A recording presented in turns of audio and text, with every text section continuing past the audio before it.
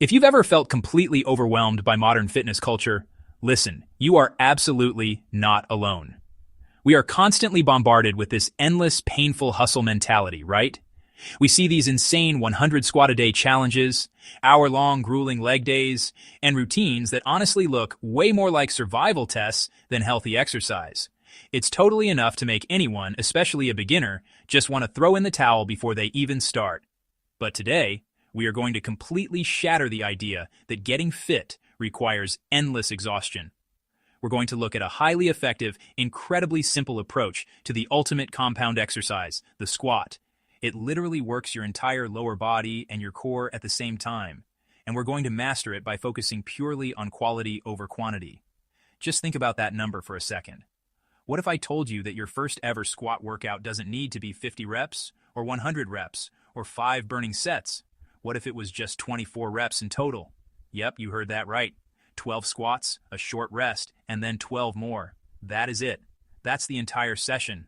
By bringing the number all the way down to just 24, we completely remove the intimidation factor, a total contrast against those exhausting fitness challenges you always see online, making the act of just getting started incredibly approachable. Now look, Bruce Lee was undeniably one of the most disciplined, incredible physical performers of his generation. Yet in one of his documented barbell routines, his entire strength workout consisted of just 6 exercises, 2 sets each, done in about 20 minutes total. And for his squats, you guessed it, just 2 sets of 12. Even someone as elite as Bruce Lee relied on this simple, minimalist framework to build immense physical capability. Now obviously we aren't training to become Bruce Lee today, but borrowing the structure of his routine is honestly the perfect, manageable entry point for anyone who's just starting out. So what does this actually mean for us? When you're a beginner, your goal is not to prove to the world how much pain you can survive. Your primary objective is simply to learn how to move well and build some physical confidence. Give yourself a totally manageable target, like 2 sets of 12, and you know what happens?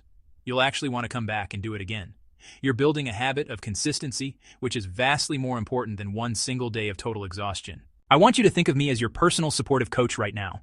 First off, set your feet roughly shoulder width apart, with your toes turned slightly out. Don't force a super rigid stance here. Just find what feels natural and stable for your unique hips. Second, and this is a really fantastic tip, think about your feet having 3 points of contact. You've got your heel, the base of your big toe, and the base of your little toe. Keep all 3 of those planted firmly right into the floor. Finally, brace your stomach gently, just enough to keep your torso stable, letting your spine sit in a comfortable, completely natural position. You're grounded, you're stable, and boom, you are ready to go. So, for the actual rep, you want to bend your hips and your knees together at the same time. Lower yourself down under absolute control, literally exactly like you're sitting down in a chair between your legs. As you descend, let your knees track roughly in line with your toes. You don't want to shove them outward forcefully, but you also don't want to let them cave inward either. Just follow the natural angle of your feet, then press right through the floor to stand back up. Simple as that. Now I hear this question all the time, but how low should I actually go? Well, the truth is there is no magic depth that you have to hit. A quality rep means going as low as you can while staying completely balanced and in control with those flat feet planted the whole way. Absolutely no bouncing at the bottom. For you right now, that might be a fairly shallow squat, and hey, that is completely fine. Ego reps, where you bounce, lift your heels, or let your knees collapse inward to get lower. Those are what cause injuries. The golden rule here is pretty simple. Your 12th rep should look basically identical to your first. Listen, if doing a freestanding squat makes you feel a little shaky or unbalanced right out of the gate, try the chair squat. It's exactly what it sounds like. You put a chair behind you and squat backward toward it, lightly touching the seat with your hips before standing back up. To be clear, you are not collapsing onto the chair to take a rest. It's simply there to provide a spatial target and a nice little safety net.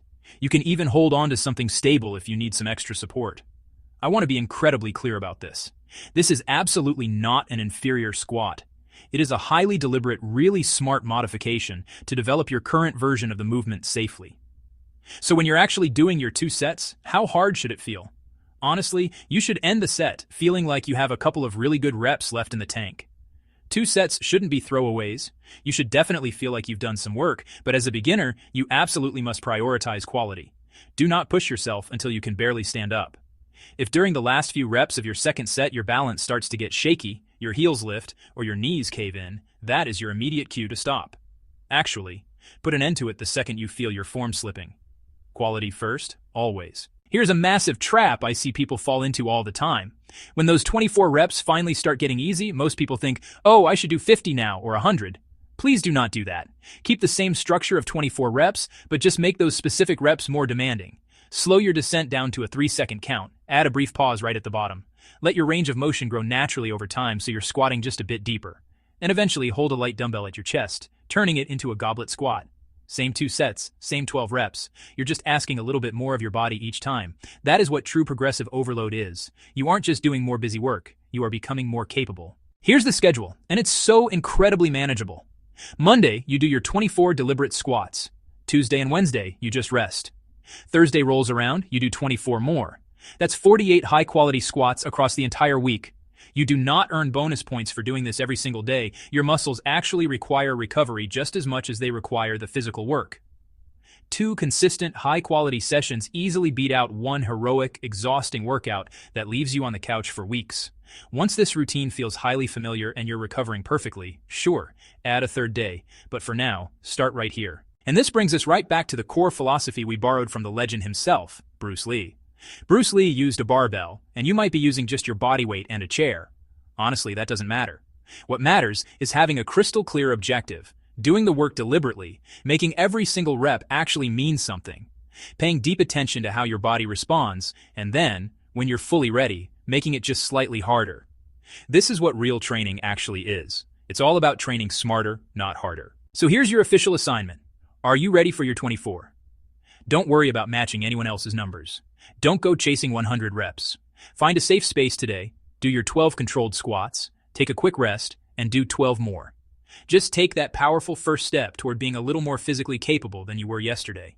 Because if Bruce Lee could build legendary strength on just 2 sets of 12, imagine what those 24 reps can do for you. Train smarter, not harder. Thanks for watching.